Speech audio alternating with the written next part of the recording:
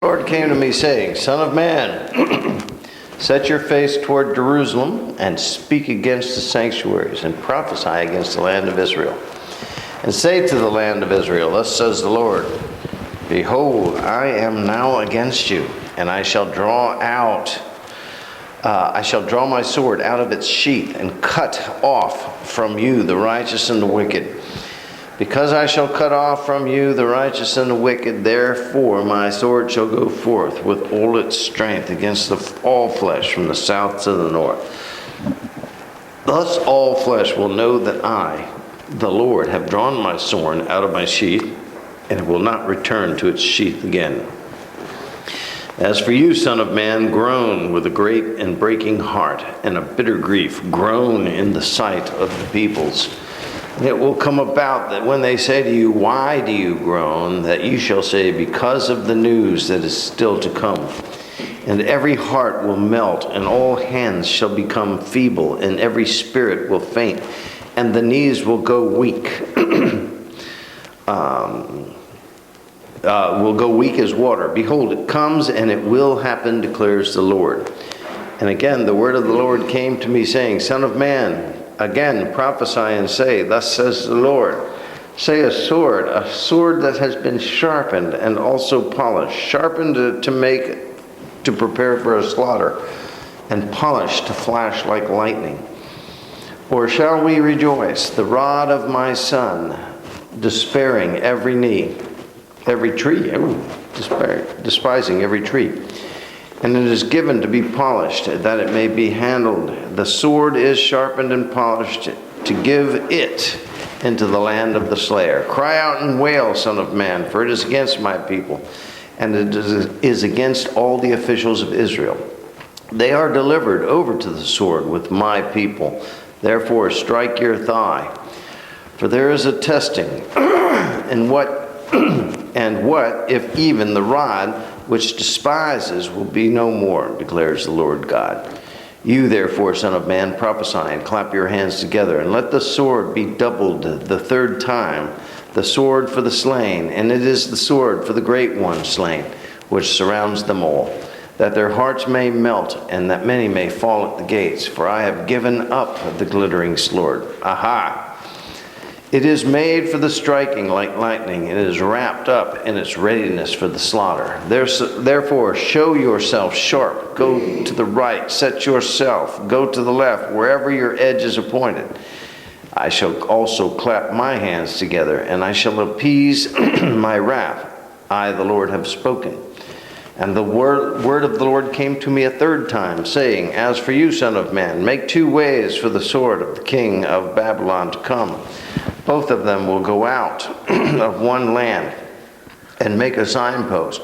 Make it at the head of the way of the city, and you shall mark a way for the word to come to the Rabbah, the sons of Ammon, and to Judah, into the fortified Jerusalem. For the king of Babylon stands at the parting of the ways, and at the head of 2 ways. To use divination, he shakes the arrows, and he consults the household idols, and he looks at the liver. Into his right hand came the divination. Jerusalem, to set battering rams, to open the mouth of the slaughter, to lift up the voice of the battle cry, to set the battling rams against the gates, to cast up mounds, to build a siege wall. And it will be to them like a false divination in their eyes, for they have sworn solemn oaths. But he brings iniquity to remembrance, that they may now be seized. Therefore, thus says the Lord God, because you have made your iniquity to be remembered, and that your transgressions are covered, so that in all your deeds and your sins appear. Because you have come to the remembrance, you shall be seized with the hand. And you, O slain, wicked one, the prince of Israel, whose day has come in the time of the punishment of the end. For thus says the Lord God, remove the turban and take off the crown. This will be no more the same. Exalt that which is low, and abase that which is high. A ruin, a ruin, a ruin, I shall make it. This also will be no more until he comes whose right it is, and I shall give it to him. And you, son of man, prophesy and say, Thus says the Lord God concerning the sons of Ammon and concerning their reproach. And say, a sword is drawn, polished for the slaughter, and its cause is consumed, that it may be like lightning. While they see you false visions, while they divine lies for you to place on the necks of the wicked who are slain, whose day is come in the time of the punishment of the end. Return it now to its sheath in the place where you were created, in the land of your origin, for I have judged you. And I shall pour out my indignation upon you, and I shall blow on you with the fire of my wrath, and I shall give you into the hand of brutal men skilled in destruction. And you will be fuel for their fire, and your blood will be in the midst of their land, and you will no longer be remembered, for I, the Lord, have spoken. Oh my gosh! Did they break? No, these are Sam's readers. Can't break these things. Sorry, I was late. This is going to look bad on your permanent record. Was having issues. The Lord has drawn a sword out of its sheath for you, and you shall be smitten with a holy smiting. What do you think? This chapter sounds like it's all over the place, and you know what? It is. It's jumping forward, it's jumping backwards, it's jumping into the present. It is, at times, talking of what has been,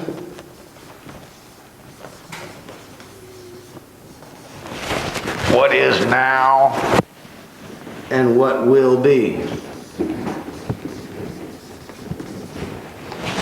Which is kind of crazy, but this is a kind of apocalyptic literature, and in that time has no bearing, because it comes from the character, the nature, and the intention of God, which has no beginning, no now, and no end. I mean, God is simply God, period. How do you explain that, Tom? I don't know. I'll let you know when I get to heaven. But right now, we don't know, other than the fact that God is, period. He is always. He has been always. I look at God in terms of a circle. And this is the Lord right here. And here's Tom as a little baby crawling, And here's Tom as a little toddler waddling. And here's Tom as a teenager getting in trouble and beating up his brothers. And here's Tom as a young college guy, go-getters. And here's Tom as a young man married with a wife. Oh no, game over. And here's Tom over here as a young father. And here's Tom up here as a minister with a real ministerial hat like Abraham Lincoln. And here's Tom up here getting ready to call it all quits and go to the old folks' home. That's a beard there, that's old beards. So this is my life, and God sees it all at the same time. Because with Him there is no time. There is no parameter of time. With me there is. When I was a child, I acted as a child because I was a child, and I was a child for a certain period. Nowadays, the new generation, they're a child much longer, probably way over here. But when I was a young man and a young adult and a new father and all this, each one of these stages was a part of my life where I said, hey, didn't expect to do this, never expected to get married, never expected to have children, never expected to be responsible for children, to raise children, never expected. Now I'm looking at retirement and I'm saying, gosh, I got to do something about this. Well, there's nowhere to practice this stuff. You just sort of get into it and you go along as best you can. You don't get an instruction manual or an owner's manual when you get married. I mean, you marry the lady because you think you love her, and then, wow, the rest of your life is like screwed. So you don't get in a manual saying, hey, do this and you'll be okay. Same with kids. You decide to have kids, clunk, here's this kid, and now you're going, wah, wah, wah. I've had one scream in my house for 5 days now. What do you do with this?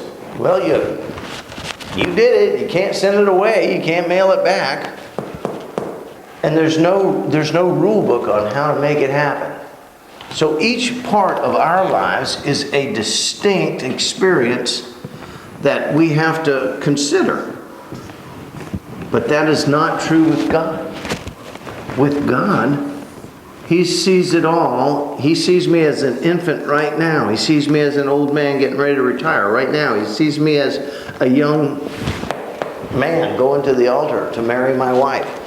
He sees me as a young college... Well, let's just take that out of there. You don't need to see that.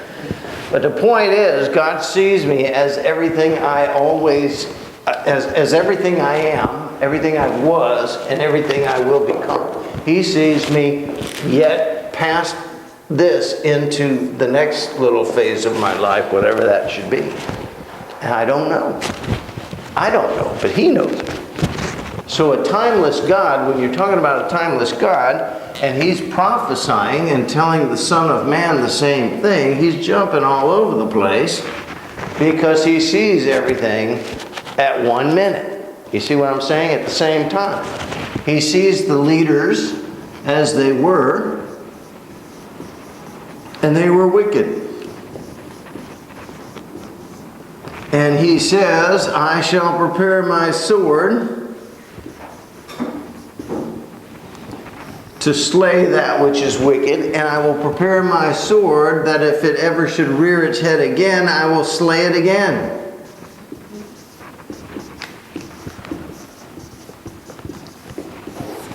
After the reconstruction of Israel,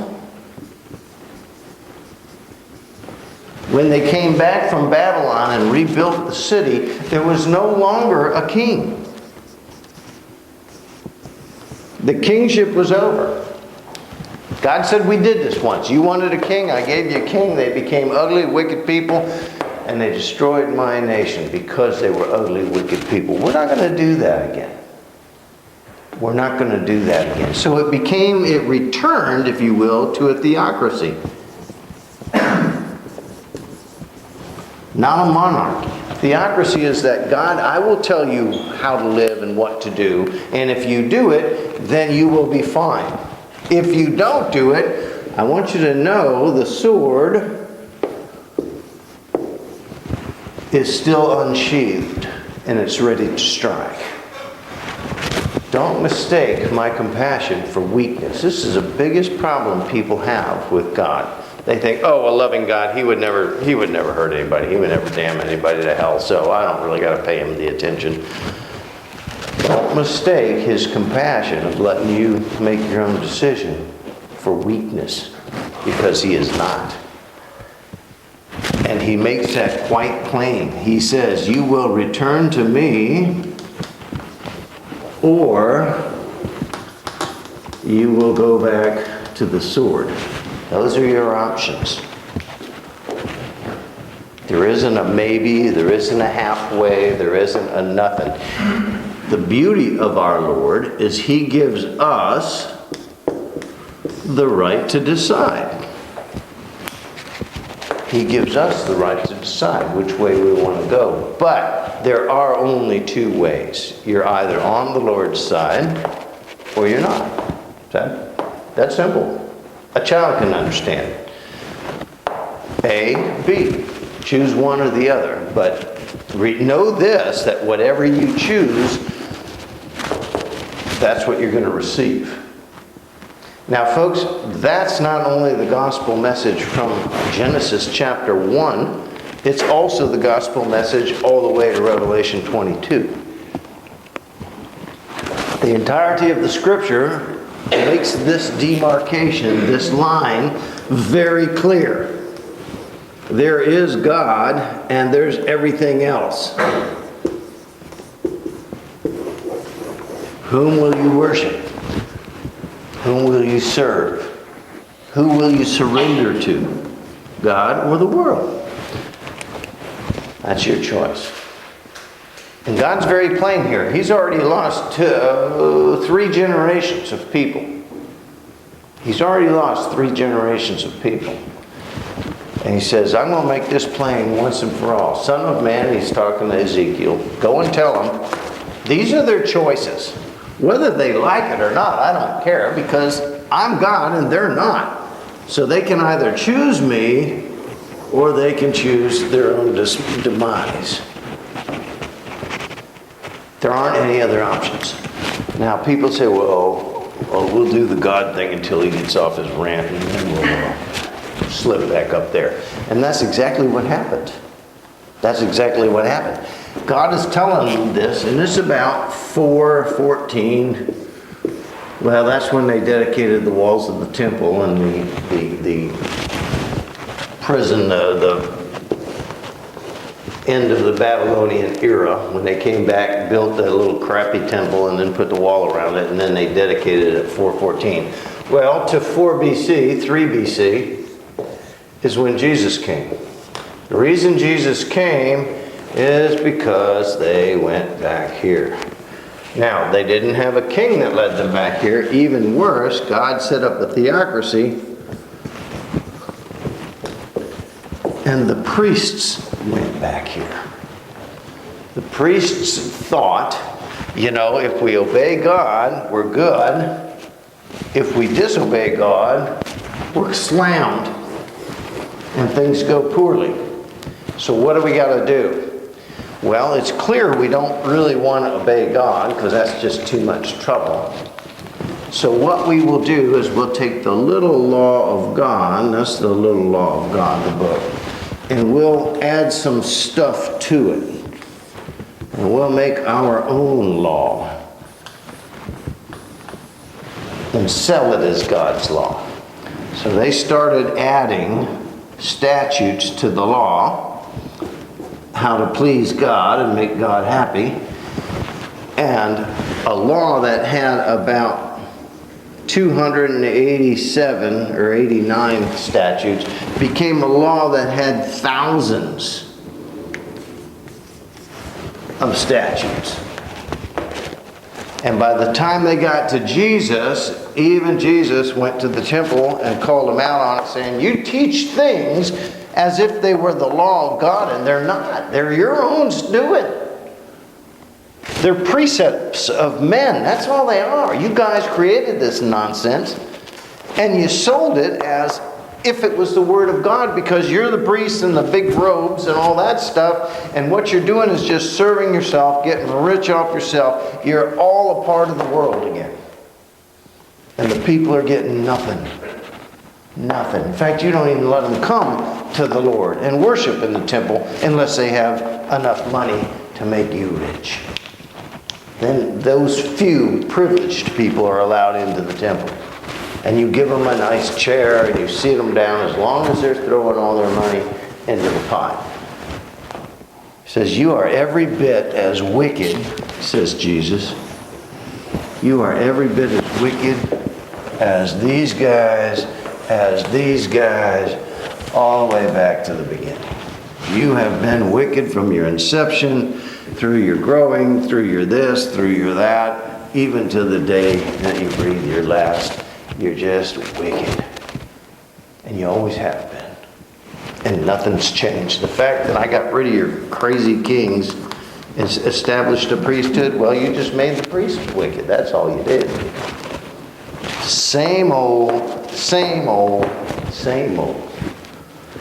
And Jesus said, in this temple, not one stone will stand upon another. It's coming down. And you know what? The priesthood is coming down with it. And by the sword, you shall all die. Well, you know what happened? They killed Jesus because they couldn't stand that message. And they thought, oh, well, that problem is over. Well, then Jesus rose from the dead, went back to heaven, and roughly 30 years later, the Romans moved in. And you know what they did? They'd had enough of the priests.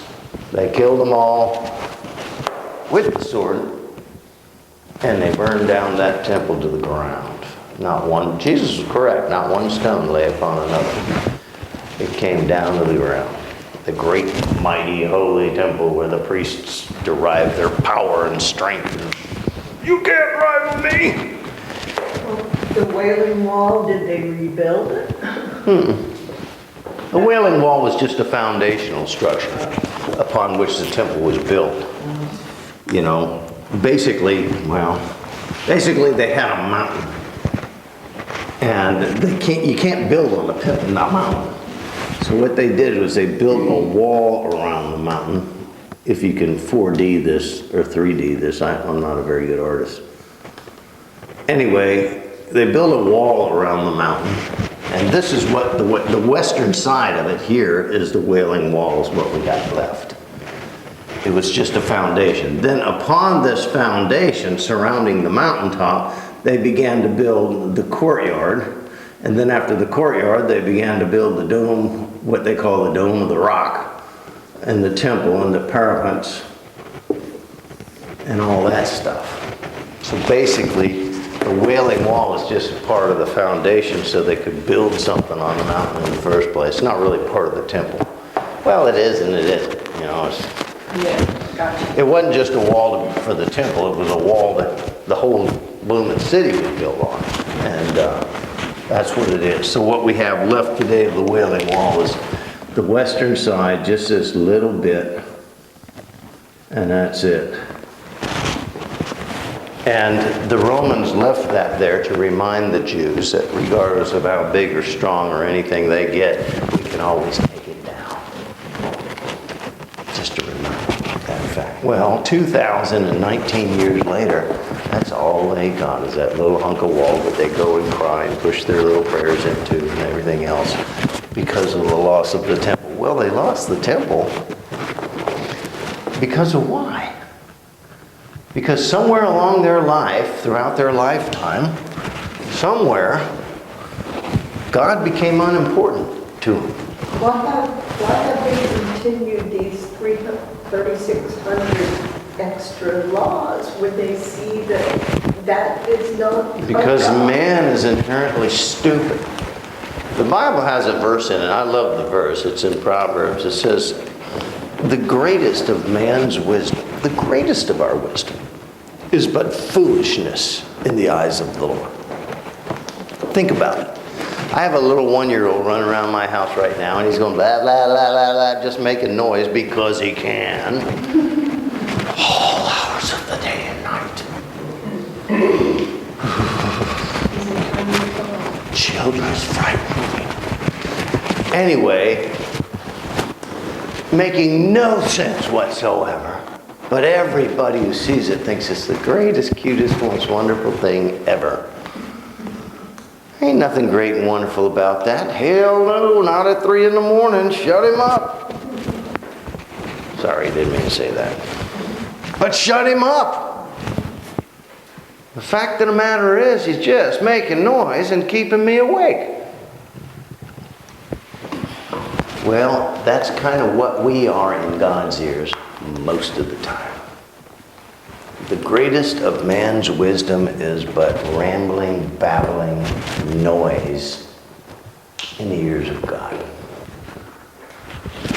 That answers your question. Why do we continue to do this kind of stuff?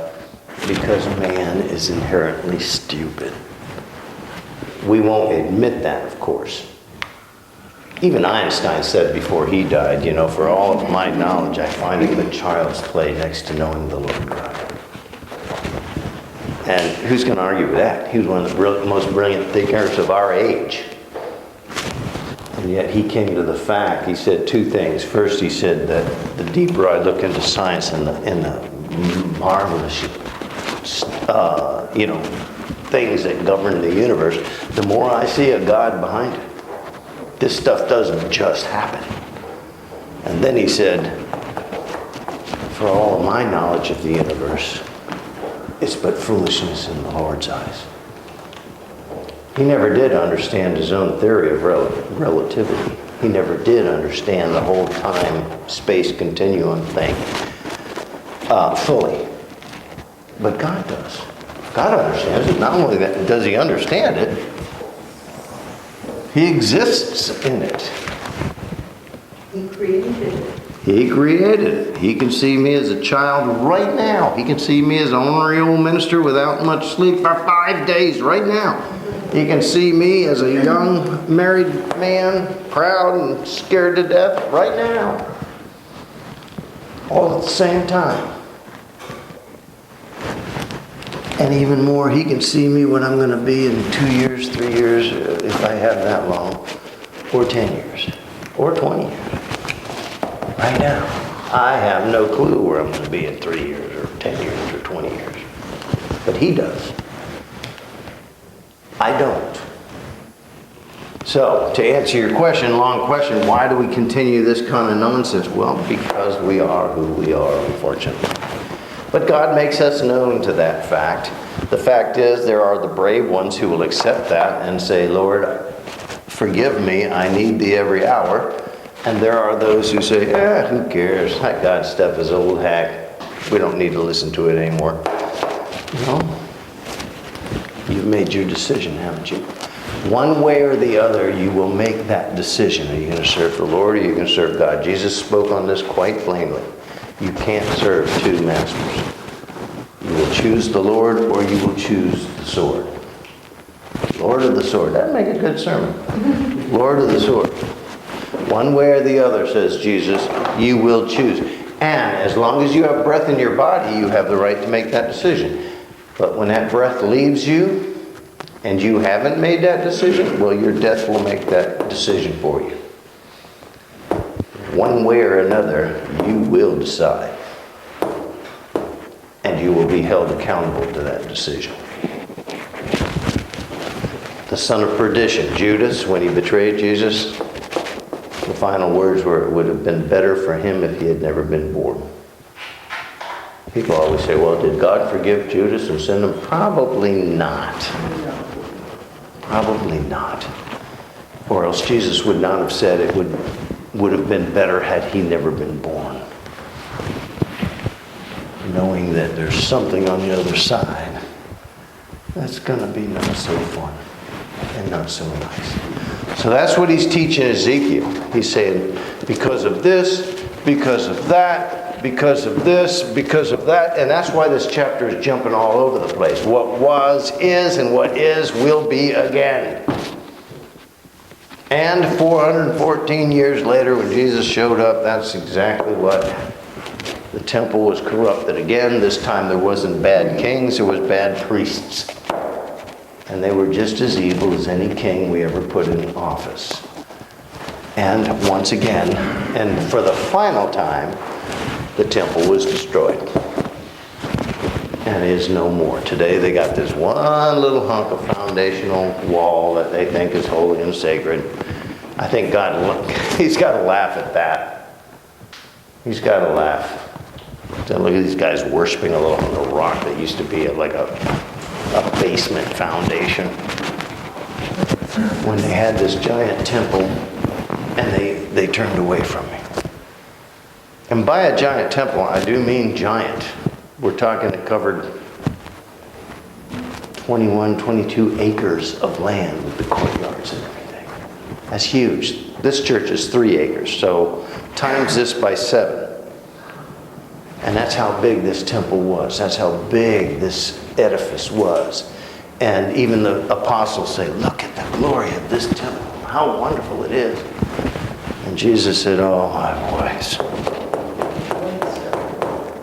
Truly I tell you, not one stone will lay upon another when it's said and done. And it was true. The Romans destroyed it. And I'll tell you why not one stone laid upon it, because inside the temple was completely covered in gold. The whole roof, the whole walls, everything. Once you walked in, it was a golden edifice to the Lord.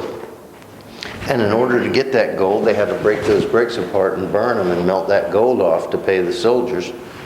And Rome took every stone down and burned it to get that gold. Jesus was correct. Not one stone will lay upon another. Except for the foundation. They didn't care about that. But the whole temple was slathered in gold inside. Think about that. That was part of Solomon's doing as part of the Herod's doings. Anyway, Jesus was correct. Not one stone laid upon another. To this day, what do they got? They got about 40 feet of a foundation, of a basement foundation. And that's their great sacred holy edifice that they go to every day and pray to and worship and cry at and push their little notes, prayers saying, Lord, restore the temple. Well, it's been 2019 years. Why hasn't God done anything?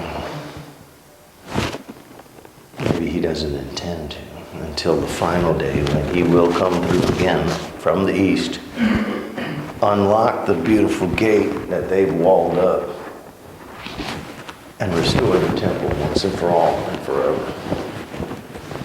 But when that day happens, the decision's been made. Don't the Muslims want to build a temple? Oh, they got a mosque on it right now. So, what are you going to do with that? I don't know. If God could destroy his own people 4 times, I don't think he's going to have a problem with a few Muslims. He could take them out in a heartbeat.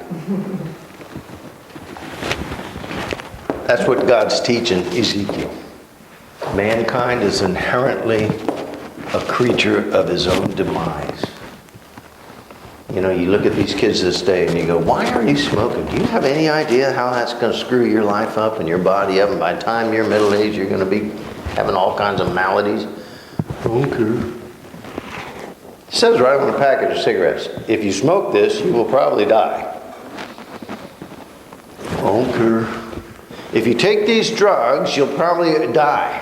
Okay. When they put it on the side of the cigarette package, that it might be... Oh, you could tattoo it across their rear end. They still wouldn't pay attention to I it. paid attention. Well, the point is, that's what mankind is, inherently stupid. I don't know how many people would think about jumping out of an airplane when it was 30,000 feet in the sky.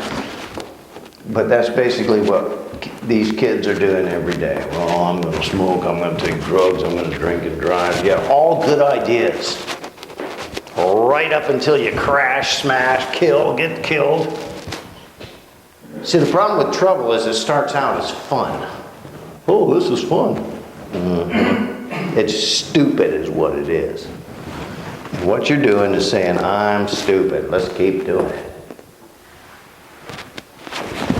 That's how it happens. I know that now at 65. I did not know that at 16. I was just as stupid as y'all were. I was just as stupid as every other child on the planet. And you know what? I'm not that bright today. I look good, and I sound good, and I'm credentialed. But you know what? Deep down inside, I'm still that little toddler babbling in the middle of the night. Stop it! But over the course of the years and through experiences, you learn that if you stick your hand on the stove when it's on, you get your hand burned. Now, you don't have to do that too many times. I realize some people have to do it a few more than others. But eventually, even the dumbest person can learn that that's a bad idea. Well, same thing with God. Life is awful hard without him. Why? Well, because you're facing a sword drawn continually. Everything you try and do. That's why life gets hard. It's amazing. God doesn't let us walk in roses or any of that stuff. He says, just because you believe in me doesn't make life perfect. But it sure can make the hard times a little easier. And a little more understandable. And give you the strength and the courage to overcome the obstacles. Or, as according to the movie, Oh Brother, Where Art Thou? The obstacles. You got to overcome the obstacles. That's a little joke in there somewhere. I don't know where. All right? That's the choice. It has been, it is now, it has been in the past, and it will be until the final word, as I preached a couple weeks ago. Jesus stands at the door and knocks. Chapter 3 of Revelation. And I will stand there and I will knock until the day you breathe your last. And then the knocking will stop. Because the decision's been made. Whether to open that door or keep it closed. The day you breathe your last, if you've not opened it, then you've made your decision. From day one to day last, that's what Jesus says. God has always been there. He's always given you this option. You have always gone the wrong way. That's who mankind is. All right? Not a fun chapter, but it's a real characterization of who we are. I know every child that's ever been born has done stuff that they know mom doesn't like, or done stuff they know dad doesn't like, and you did it anyway. Right? Oh, not me, Tom. I'm perfect. Yeah. Let's go with that. Well, same thing with God. We know better, and we do it anyway. Tell me now. An enlightened country. Less than 10% of the population of the United States of America, the most enlightened, progressive, abundant country on the earth, less than 10% go to church on Sunday this morning. Less than 10% will be in church today. Of that 10%, only 1% actually has a working, living relationship with God. Only 1%. So that means if there was 10 of us here, 1, 2, 3, 4, 5, 6, 7, 8, 9. Well, Lee is 10. That would mean only about a couple of us would be in church, and of the couple that are in church, only one of them would really love and live for the Lord. Think about that next time you're in a room with 10 people. I want to tell you something, people. That has not changed from day one, all the way back to Adam and Eve. They had 2 children, Cain and Abel. Well, Adam and Eve went bad, right? They sinned, and their children were brought up in that, and they learned to sin, and Cain killed Abel. So 3/4 of them were no good. 1 of the 4 loved God, and he was killed for it. Think about that. 1 of the 4 loved God, and he was killed for it. Not the brightest bulb in the lamp. And all of our wisdom and all of our accomplishment around the course of our life is still foolishness in the ears of God. I love my grandchild to no end, and I think it is cute when he's going blah, blah, blah, blah, blah. But let's face it, 3 in the morning, ain't nothing cute at 3 in the morning. All right? Sometimes God sees us at 3 in the morning and says, shut up, please. That's it. Get out of here.